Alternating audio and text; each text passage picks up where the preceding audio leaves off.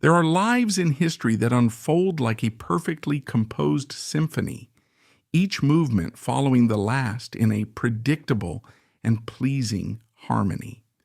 We hear the gentle adagio of a royal childhood, the soaring crescendo of a fairy tale wedding, the steady, majestic rhythm of a long and peaceful reign, and the quiet, fading notes of a serene old age.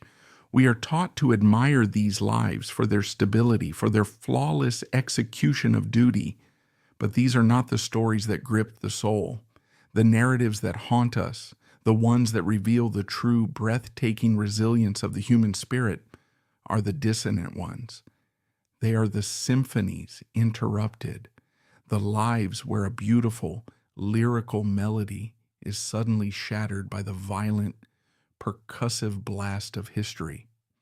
Today we journey deep into one of the most poignant, tragic, and unjustly overlooked royal lives of the 20th century. It is the story of a woman born at the very apex of imperial power, the granddaughter of one great monarch and the sister of another. She was a princess of Prussia, destined for a life of unimaginable splendor and dynastic security. Instead, she became a silent witness to the madness that consumed her continent, a mother whose heart was broken not once, but over and over again by the brutal machinery of war. She was forced to watch as a conflict started by her own brother stole her beloved sons. She saw her other children seduced and then devoured by a monstrous political ideology. And in the final, cruelest act, she had the very last remnants of her legacy, her family's fortune and its history, stolen from her, not by an invading army, but by common thieves in allied uniforms.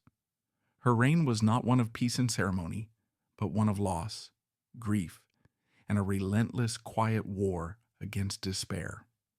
Yet this epic tale of survival does not end with a triumphant return or the restoration of her honor. It concludes with a long, heartbreaking fade into poverty and obscurity, a tragic final movement that would see her outlive her world, her husband, and her own sense of home. This is the story of Princess Margaret of Prussia, a woman of gentle spirit who concealed a will of iron, a mother whose personal tragedy reflects the agony of a century, and a royal ghost whose quiet, dignified suffering tells us more about the human cost of modern history than any tale of victory. Join us as we uncover the astonishing, heartbreaking, and deeply human story of the Kaiser's sister, the princess who lost everything. To truly grasp the extraordinary trajectory of Margaret's life, one must first breathe the air of the world she was born into, a world that, in the final decades of the 19th century, felt both ancient and placidly, deceptively permanent. Margaret Beatrice Feodora was born on the 22nd of April, 1872, at the New Palace in Potsdam, a magnificent Baroque masterpiece that was the heart of the newly forged German Empire.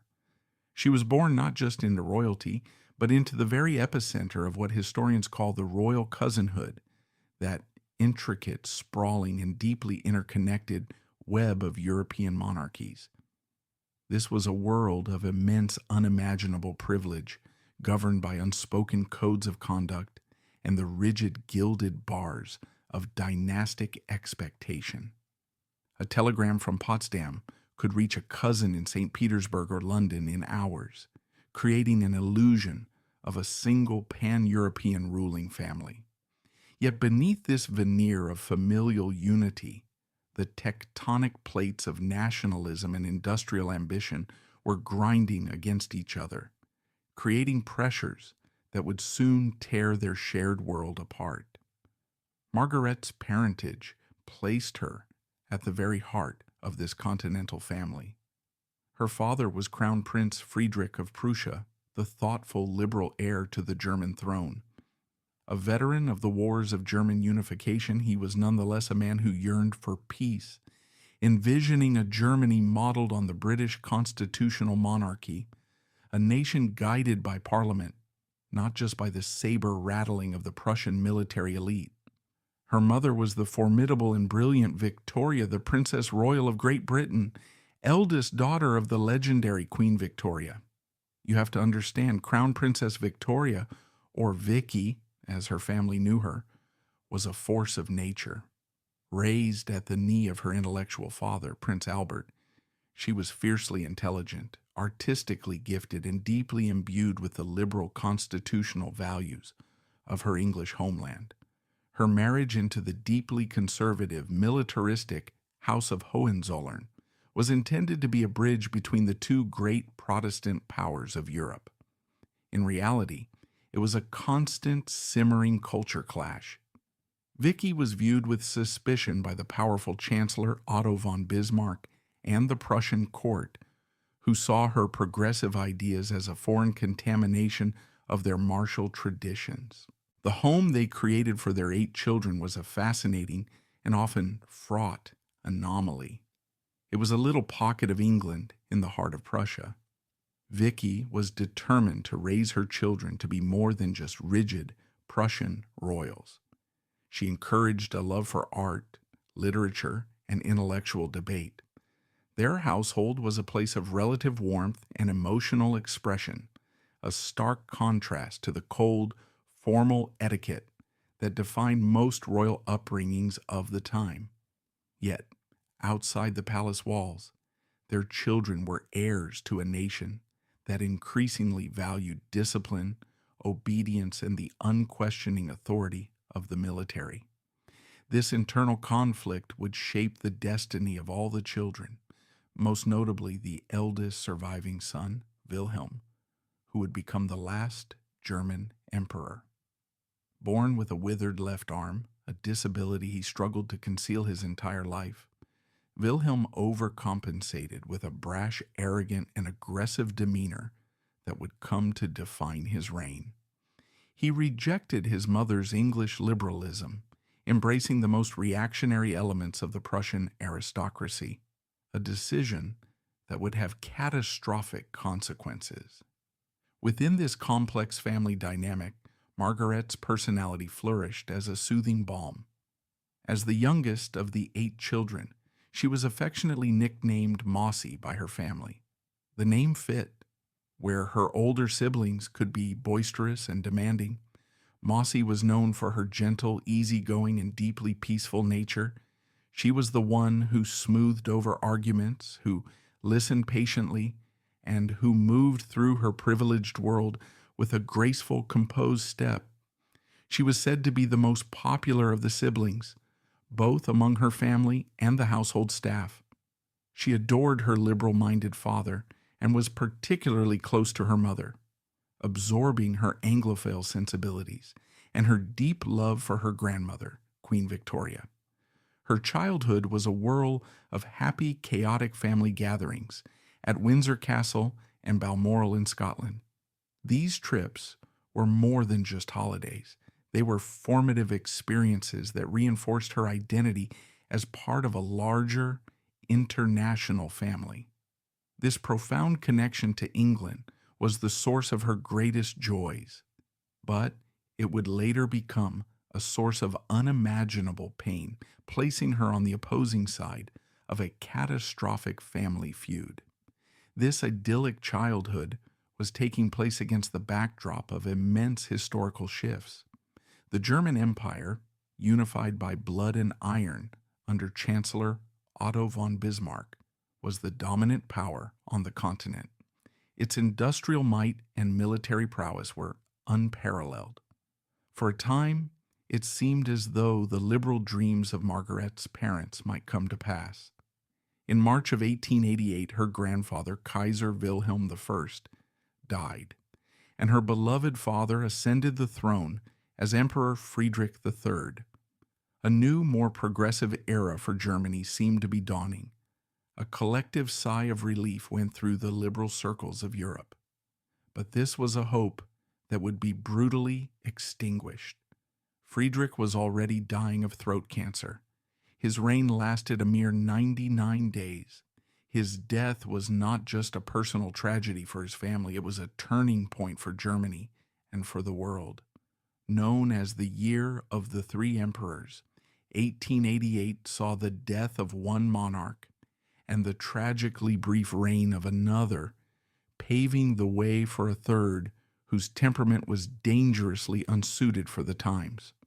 With his passing, Margaret's difficult, insecure, and deeply conservative brother became Kaiser Wilhelm II. The new Kaiser swiftly dismissed the aging Bismarck and began to steer Germany on a far more aggressive and expansionist path, a collision course with the other great powers of Europe, especially the British Empire of his own grandmother. For the gentle, peace-loving Margaret, watching her brother's bombastic and often reckless behavior on the world stage must have been a source of growing anxiety. She had been raised to see the world as a family affair. Now that family was beginning to fracture along national lines. Her world was still one of sunlit palaces and loving relationships, but on the horizon, the storm clouds were gathering. In a world where royal marriages were cold, calculated tools of statecraft, a transaction of bloodlines and borders, Princess Margaret was granted a rare and precious gift. She was allowed to marry for love. Her chosen husband was Prince Frederick Charles of Hesse, known affectionately to his family as Fishy. The House of Hesse was one of Germany's oldest and most respected princely families. But Fishy was not in the direct line of succession for a major throne, which allowed their courtship a degree of freedom and genuine affection, often denied to those in more prominent positions. He was handsome, kind-hearted, and shared Margaret's calm and gentle temperament. He was, by all accounts, as deeply in love with her as she was with him. Their shared love for art, nature, and a quiet family life made them an ideal match in a world that often prioritized political advantage over personal happiness.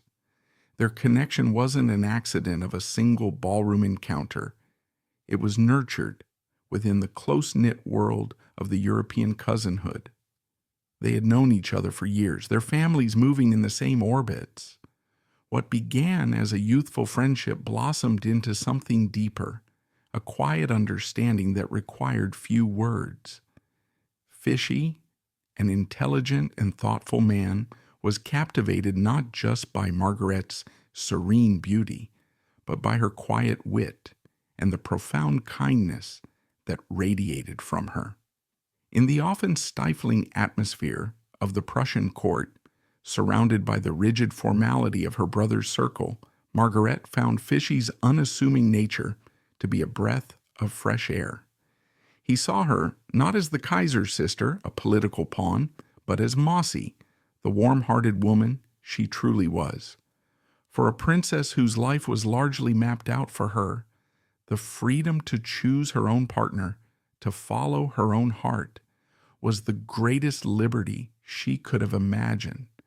Their engagement was celebrated by both families, particularly by Margaret's mother, Vicky, who saw in the match a chance for her favorite daughter to have the happy, stable life that she herself had often been denied in the rigid Prussian court.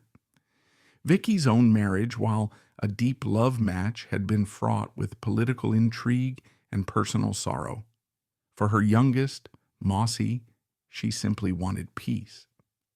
Their wedding, on January 25, 1893 in Berlin, was a major royal event, but it was also a deeply personal celebration of a genuine love match. The city was alive with festivities, the public thrilled by the romance of it all. Her brother, Kaiser Wilhelm II, ensured the ceremony was a spectacular display of imperial power, with delegations from across Europe in attendance. Yet amidst the pomp and the military parades, what observers remembered most was the genuine happiness on the faces of the bride and groom. As Margaret walked down the aisle, radiant and hopeful, she was stepping into a future that seemed to promise everything a young woman could desire: a loving husband, a new home, and the prospect of a family of her own. For a time, That promise was fulfilled in every conceivable way. They settled at Schloss Rumpenheim, a picturesque castle near Frankfurt, and their life together was an idyll of domestic bliss. Rumpenheim wasn't a cold, imposing fortress like the palaces of Berlin. It was a rambling, comfortable home surrounded by parkland, a place where children could run freely. It became their personal Eden. While the great political dramas of the German Empire swirled around them, their world was focused on building a family. And what a family it was. Margaret gave birth to 6 sons in just over 8 years, a remarkable feat that included 2 sets of twins. A house that had been quiet was suddenly filled with the joyous, chaotic energy of boys. First came Friedrich Wilhelm in 1893, followed by Maximilian in 1894. Then, in 1896, Margaret delivered her first set of twins, Philip and Wolfgang. The family was completed in 1901 with the arrival of a second set of twins, Christoph and Richard. The press and public were captivated by this image of fecundity and happiness, a model German family. Letters and family memoirs from this period paint a picture of a deeply happy and hands-on family. Margaret, drawing on the loving example of her own mother, was a devoted and present parent. She and Fishy created a warm, nurturing environment for their sons, a sanctuary of peace and love insulated from the increasingly tense political climate of Europe. Unlike many aristocratic mothers of her time, who delegated child rearing to a team of nannies and governesses, Margaret was intimately involved in her sons' daily lives. She read to them, played games with them in the castle's sprawling gardens, and personally oversaw their education. Fishy, for his part, was a doting father, sharing his love of art and history with his boys. Their home was filled with laughter, games, and the organized chaos that 6 active boys bring. Margaret had found her true calling. She was a wife, a mother, and the undisputed heart of a vibrant and loving family. It was everything she could have ever wanted, a perfect life in a perfect world. Even her formidable brother, the Kaiser, who could be critical of so many, looked upon his sister's domestic bliss with a rare, approving eye. But the golden age was already fading. The world outside their happy bubble was growing darker, more volatile, and more dangerous. Her brother, the Kaiser, was engaging in a naval arms race with their British cousins, an act that deeply pained Margaret and her English-born mother. Alliances were shifting. A complex web of treaties and rivalries was turning Europe into a powder keg. For Margaret, this was not an abstract geopolitical game. The future king of Great Britain, George V, was her first cousin. The Tsar of Russia, Nicholas II, was her mother's first cousin.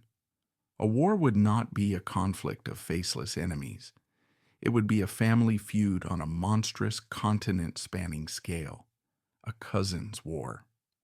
The 6 beloved sons she was raising in her peaceful German home, teaching them to be good and honorable men, were growing up in a world that would soon demand their service, and perhaps their lives, in a conflict of unimaginable brutality.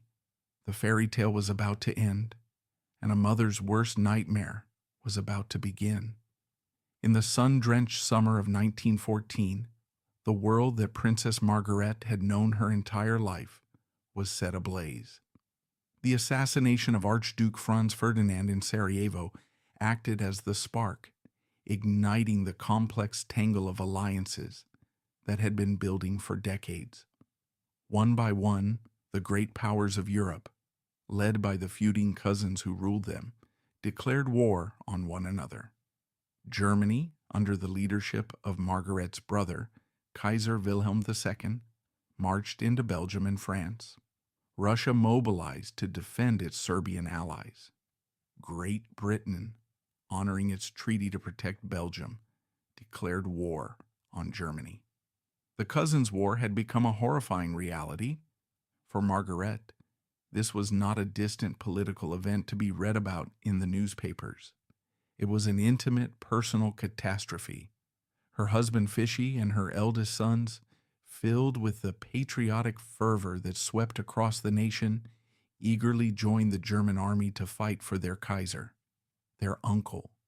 They were fighting against the armies of their own English and Russian relatives. Margaret, with her English mother and her deep love for her British family, was torn apart by a conflict of loyalties that was almost unbearable. She was a German princess, but she was also Queen Victoria's granddaughter. Now the two sides of her heritage were locked in a fight to the death. Every German victory was a blow to her mother's homeland. Every Allied advance threatened the lives of her husband and sons. The initial naive optimism of the war, the belief that it would be over by Christmas, quickly dissolved into the brutal, soul-crushing reality of trench warfare. The world watched in horror as a new kind of industrial-scale slaughter unfolded on the Western and Eastern fronts. For Margaret, waiting anxiously at home, the news from the front was a constant source of terror. And then, just a few short months into the conflict, in October 1914, the first devastating blow fell. Her second son, the bright and handsome 20-year-old Prince Maximilian, was serving as a lieutenant in Belgium. During a fierce battle near the town of Bayeux, he was seriously wounded by machine gun fire. What followed is one of the lesser-known, deeply poignant stories of the war. Maximilian was not left to die on the battlefield. He was found and carried to a nearby monastery where local Belgian priests and villagers, at great risk to themselves, tended to the wounded German prince. They were his country's enemies, but in that moment they saw only a dying young man. Knowing he would not survive, Maximilian gave them a locket and a final desperate message for his mother. But in the chaos of war in an occupied land, the message never reached her. He passed away from his wounds and was secretly buried by the townspeople in their local cemetery. A German prince, the Kaiser's nephew, was laid to rest by the very people his country was invading, an act of profound humanity in a world consumed by hatred. For Margaret, the lack of information was a unique form of torture. Her son was simply gone. The official reports were vague. He was listed as missing in action, but Margaret refused to accept uncertainty. Here, the world saw a side of the gentle Mossy that few knew existed, the fierce, unyielding determination of a mother fighting for her child. She activated every connection she had, using her royal ties to neutral countries to pull strings, desperately seeking any scrap of news. It was an agonizing, months-long search, a private war waged against the fog of the real one. Finally, through the intervention of the Belgian royal family, who were informed of the secret burial, word came back. They had located the priest who had cared for her son in his final hours. They had found his grave. Margaret finally knew what had happened to her beloved boy, but the knowledge brought no peace, only the cold, hard certainty of her loss. The war, a relentless machine for creating grief, raged on. Margaret threw herself into war work, running hospitals for wounded soldiers and organizing charities, trying to numb her own private pain by easing the public suffering of others. But the machine was not finished with her family. 2 years later, in September 1916, tragedy struck again, with an even more cruel finality. Her firstborn son, her heir, 22-year-old Prince Friedrich Wilhelm, was killed in action during a vicious battle in Romania. This time, there was no agonizing search, no mystery, just a stark official telegram confirming her worst fears. Her eldest boy was gone. The psychological toll of these losses is impossible to fully comprehend. 2 sons dead, killed in a catastrophic war that had been in no small part engineered by the ambition and arrogance of her own brother. The bitter irony was almost Shakespearean in its cruelty. The happy family gatherings of her youth with her cousins George of England and Nicky of Russia now seemed like a dream from another lifetime. Their armies were now killing her sons, and her sons were fighting to kill their subjects. The pain created a deep, unspoken rift between her and Wilhelm. How could she ever look at him the same way again? He was her emperor, but he was also the architect of her agony. By 1918, Germany was defeated, its people starving, its army broken. The empire her father had helped to build was in ruins. Her brother, the Kaiser, was forced to abdicate and fled into a lonely exile in the Netherlands, becoming a pariah, blamed by the world for the deaths of millions. The German monarchy was abolished. Margaret and her family, like all German royalty, were stripped of their titles and status overnight. They were now private citizens in a broken, humiliated nation. They had lost 2 sons, and now they had lost their world. For Margaret, a woman who had already endured more grief than most could imagine, it must have felt like the end. But the 20th century, with its seemingly infinite capacity for cruelty, had even more horrors in store for her. The years following the Great War were a time of profound disorientation and hardship. The old world of empires and monarchies was gone, replaced by the chaotic and fragile Weimar Republic. For Margaret and her family, life was drastically different. They retreated to Schloss Friedrichshof, a magnificent castle in the Tudor style that had been built by Margaret's English mother. It was a sanctuary, a little piece of England in the heart of Germany, but it was also a constant, painful reminder of a lost era. The very stones of the castle, meant to symbolize a bridge between 2 great nations, now seemed to mock a dream of Anglo-German friendship that had died violently in the trenches. All around them, Germany was in turmoil. The new republic was plagued by political extremism, street violence, and a devastating hyperinflation that wiped out the savings of the middle class. You have to understand, this wasn't just an economic downturn. It was a social cataclysm. People pushed wheelbarrows full of worthless banknotes just to buy a loaf of bread. Priceless family heirlooms were sold for scraps of food. For the dispossessed aristocracy, including Margaret's 4 surviving sons, there was a deep sense of humiliation, a yearning for a return to national pride and order. They were haunted by the Dolchstoßlegende, the poisonous stab-in-the-back myth that claimed the German army had not been defeated on the battlefield, but had been betrayed by politicians, strikers, and leftists at home.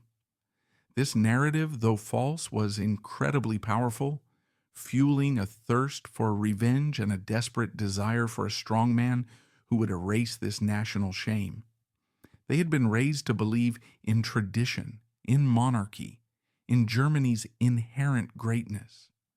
Now they felt like relics in their own land, their futures uncertain, and it was this vulnerability, this desperate search for a savior who could restore Germany's honor, that made them, and many others like them, susceptible to a new, insidious political force that was rising from the ashes of the old empire. The specter of communism, which had annihilated their Romanov relatives in Russia, was a very real and present terror. They saw the street battles between communists and paramilitaries and feared their world was on the brink of a similar bloody revolution. In the late 1920s and early 1930s, the National Socialist German Workers' Party, the Nazi Party, began its inexorable rise. Its leader, Adolf Hitler, was a charismatic demagogue who promised to smash up the Treaty of Versailles, crush communism, and make Germany strong again. To many conservatives and members of the old nobility, he seemed like a bulwark against chaos, a necessary evil to restore order. His vulgarity and his violent rhetoric were distasteful, certainly, but perhaps that was the price of security. There was a dangerous, naive, and ultimately catastrophic hope that perhaps Hitler, once in power, could be controlled, tamed by the old elites, and maybe even be persuaded to restore the monarchy. It was a fatal miscalculation, a devil's bargain that would stain the honor of many German families, including Margaret's. Two of her sons, the twins Philip and Wolfgang, and later Christoph, were drawn into the Nazi orbit. For them, it was not initially about a deep-seated belief in the party's most vile and hateful ideology. It was about a misguided patriotism, about a chance to regain relevance, and about a belief that they could influence this new movement from the inside, perhaps tempering its radicalism while harnessing its energy for the good of the nation. After a decade of feeling powerless and obsolete, the Nazis offered them a purpose, a uniform, and a seat at the table of power. Philip, in particular, became a significant figure. In 1930, he joined the Nazi Party, and after Hitler came to power in 1933, Hermann Göring, a top Nazi official, appointed him as the governor of the province of Hesse-Nassau. His royal lineage was useful to the Nazis. It gave their thuggish revolutionary movement a veneer of aristocratic respectability. More importantly, Philip had married Princess Mafalda of Savoy, the daughter of King Victor Emmanuel III of Italy. This familial link made him the perfect personal liaison between Hitler and Mussolini, the two fascist dictators. He traveled frequently between Berlin and Rome, carrying messages and solidifying the alliance.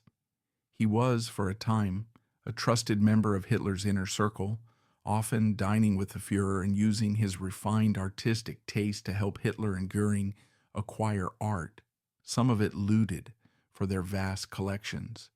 He saw himself as a sophisticated diplomat, a prince serving his country, perhaps willfully blinding himself to the brutal reality of the regime he represented.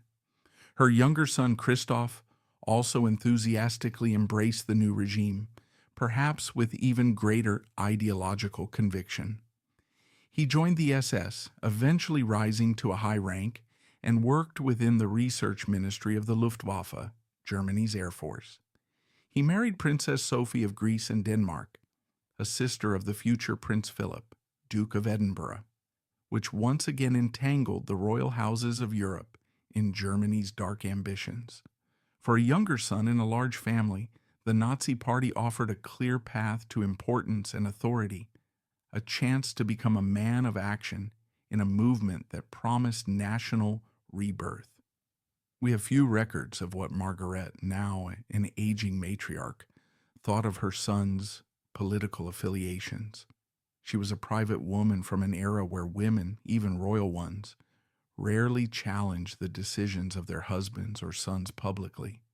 But given her English upbringing, her mother's liberal values, and her own gentle nature, it is almost certain that she viewed the Nazis' brutality, their virulent anti-Semitism, and their vulgar thuggery with private horror. One can only imagine the tense conversations in the elegant rooms of Friedrichshof, her sons attempting to justify their allegiance to this new power, and Margaret, the peacemaker, caught in an impossible position. The castle itself, a monument to Anglo-German friendship, now housed men who wore the swastika. The very air must have felt poisoned. She was now trapped in a new agonizing nightmare, watching her own children align themselves with a regime that stood for everything her beloved parents had opposed. Her family was once again being torn apart, not by a war between nations, but by an ideological poison that had infected her own home. When Adolf Hitler plunged Europe into a second, even more devastating war in September 1939, Margaret, now in her late 60s and a widow since her beloved Fichy's death in 1940, had to face the familiar terror of having her sons at war, but this time was horrifyingly different. They weren't just patriotic soldiers fighting for their country. They were willing participants in the monstrous Nazi war machine. The devil's bargain they had made was about to be called due, with an interest paid in blood.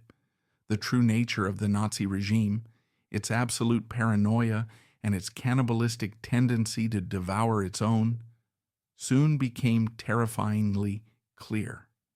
By 1943, the tide of the war was turning against Germany. After the catastrophic defeat at Stalingrad, Hitler's mood darkened. He grew increasingly suspicious of the old aristocracy, whom he had once used for legitimacy, but now saw as potential rivals and traitors. On October 7, 1943, the first of the Nazi-era tragedies struck the family directly. Margaret's son, SS officer Christoph, was flying from an airfield in Italy when his plane crashed into a mountain in the Apennines. He was killed instantly at the age of 42. Another son? Gone? A third grave for a mother to mourn? But Hitler's wrath was just beginning. He was incandescent with rage at the King of Italy, Philip's father-in-law, for having surrendered to the Allies and switched sides in the war. As an act of personal vengeance against what he saw as the ultimate betrayal, he turned on Philip's family. The very month after Christoph's death, Philippe was summoned to Hitler's headquarters. It was a trap. He was arrested by the Gestapo, stripped of his titles and party membership, and thrown into the Flossenburg concentration camp as a special prisoner. His crime was not disloyalty. It was simply his family connection to the traitor King of Italy. His usefulness to the regime had ended, and he had been cast aside.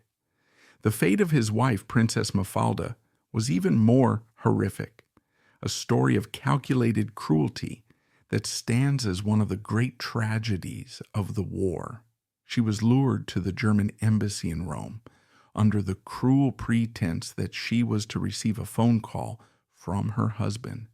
It was a lie. She was arrested by the Gestapo and deported to the Buchenwald concentration camp in Germany. She was not registered under her own name, but as Frau von Weber, kept in isolation in a special barracks near the munitions factory, a high-value political hostage to be used against her father.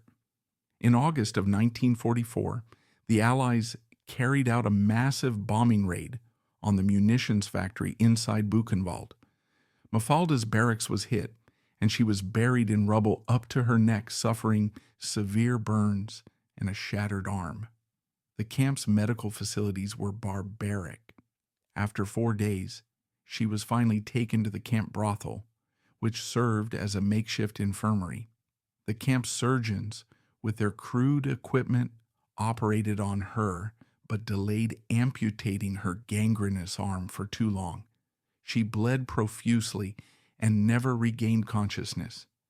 A princess of Italy, a king's daughter, a mother of 4, and Margaret's daughter-in-law, died alone and in agony in one of history's most infamous death camps. Her body was cremated, and her ashes disposed of unceremoniously. Back at Schloss Friedrichshof, Margareta was living in a state of constant, unbearable terror. One son was dead. Another was imprisoned in a concentration camp, his fate entirely unknown. And her daughter-in-law Mafalda had simply vanished off the face of the earth. She would not learn of Mafalda's horrifying death until after the war was over. For a mother who had already buried 2 sons in one war, this new, slow-burning agony of the second, the dead son, the imprisoned son, the disappeared daughter-in-law, was a unique form of hell. Her family was not just a victim of war. It was being systematically devoured from within by the very ideology her sons had naively chosen to serve.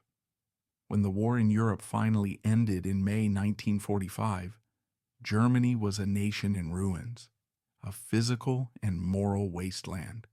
For the now 73-year-old Princess Margaret, there was a sliver of relief amid the devastation. Her son Philip was found alive, liberated from the concentration camps by American troops.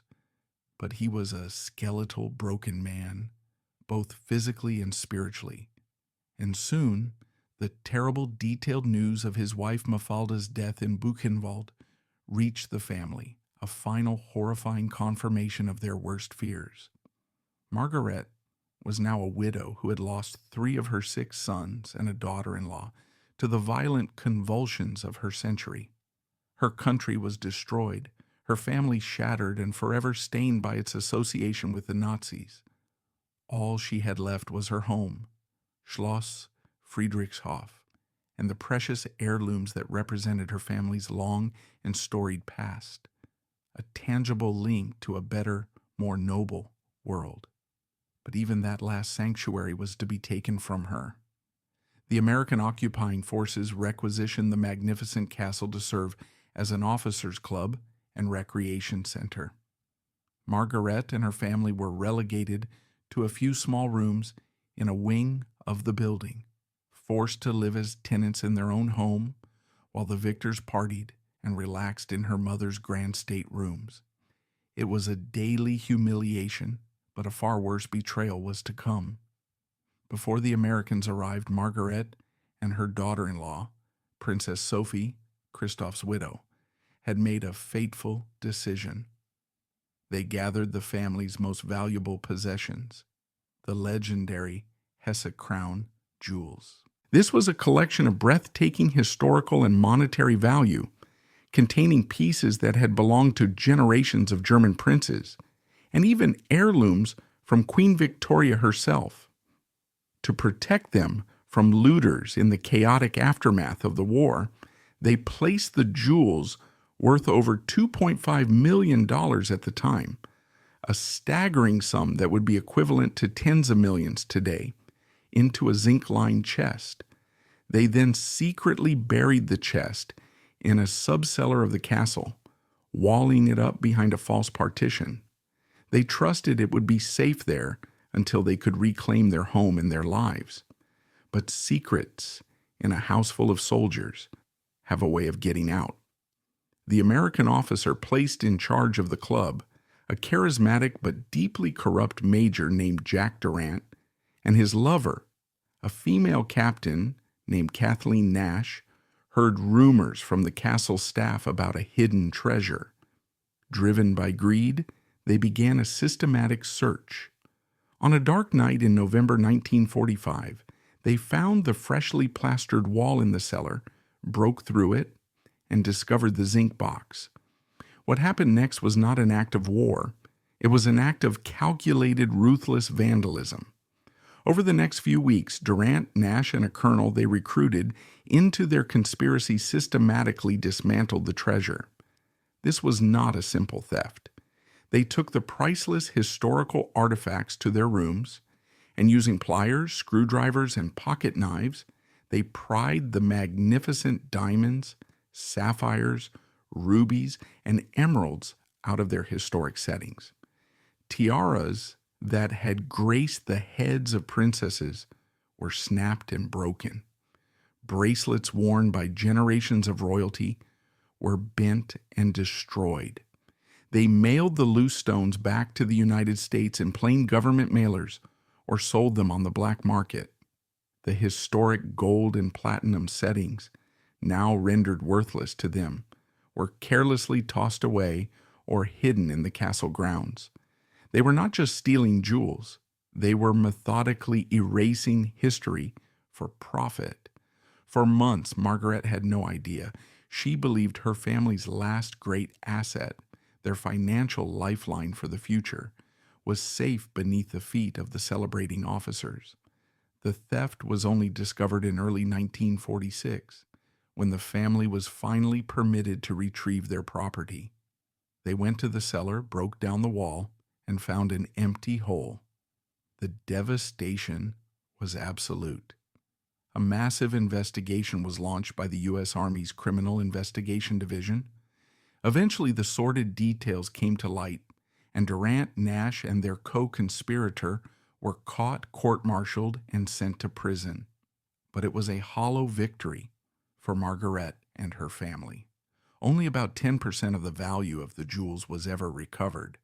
The rest, the vast majority of the priceless historic collection, had been sold, scattered to the winds, and had vanished forever. The financial foundation of her family was completely destroyed. It was the final, most personal betrayal.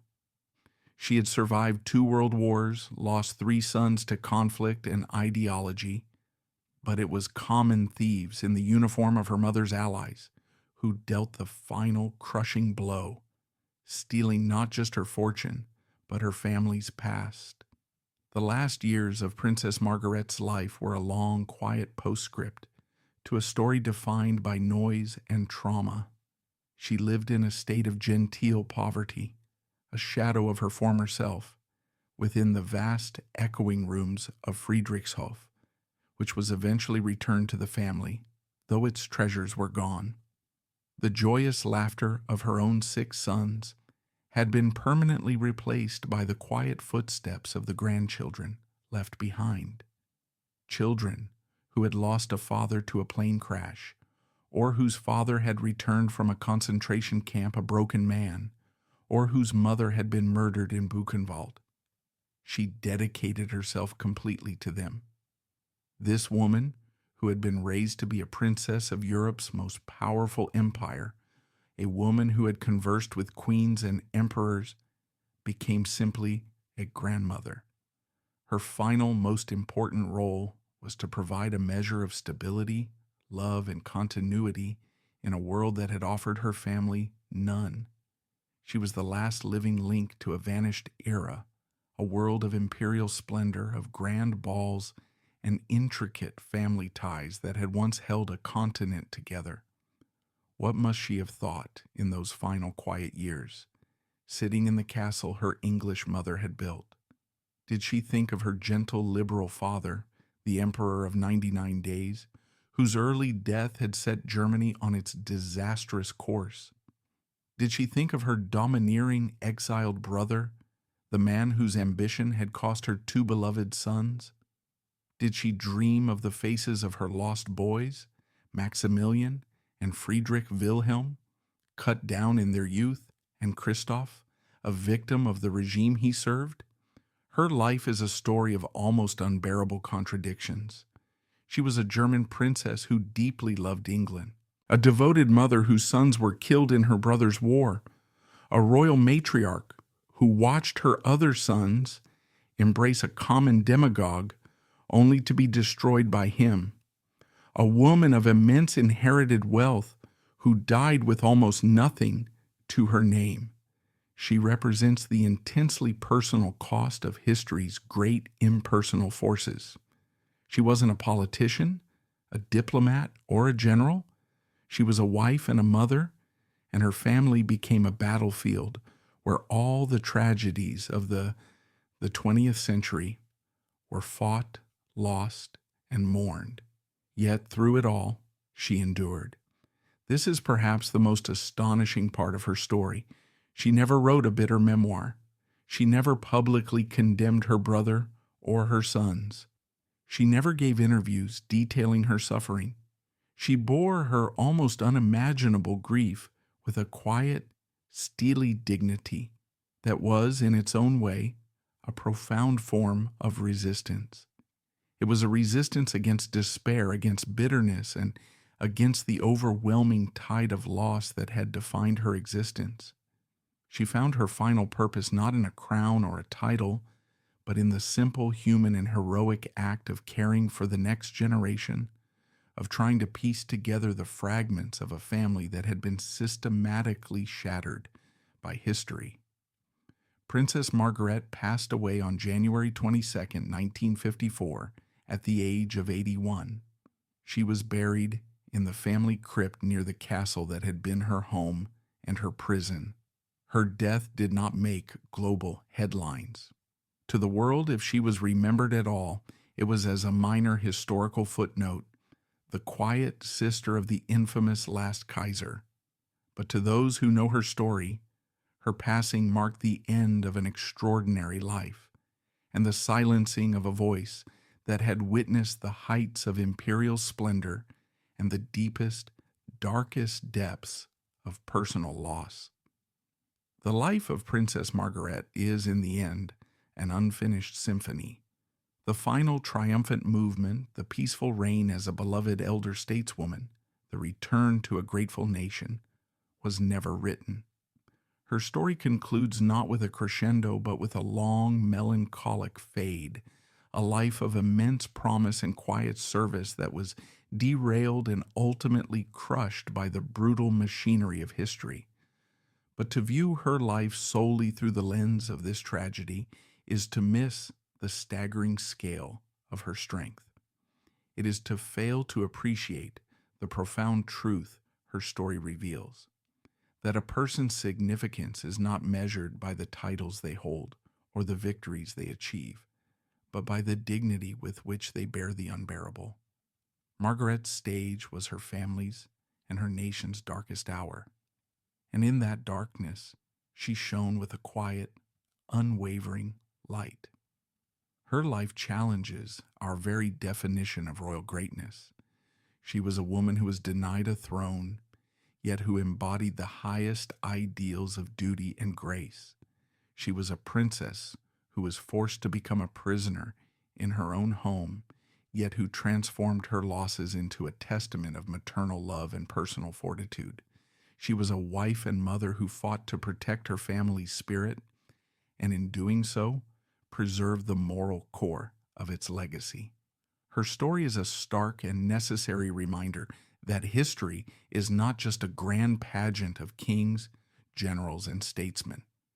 It is also shaped by the silent suffering in lonely castles, by the steadfast bonds of love that refuse to break, and by the relentless, determined efforts of individuals who refuse to be broken by despair. Margaret's ambition was not for power, but for peace, not for glory, but for her family.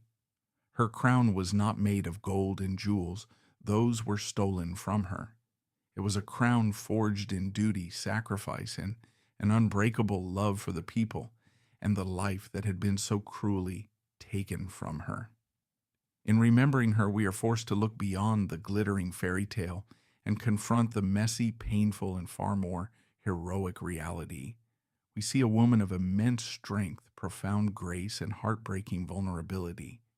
She is a ghost in the great saga of European royalty, the beautiful, sad, and dignified melody that endured to the very end. She was the Kaiser's sister, a mother of 6 sons, the princess who lost everything, and the quiet hero history almost forgot.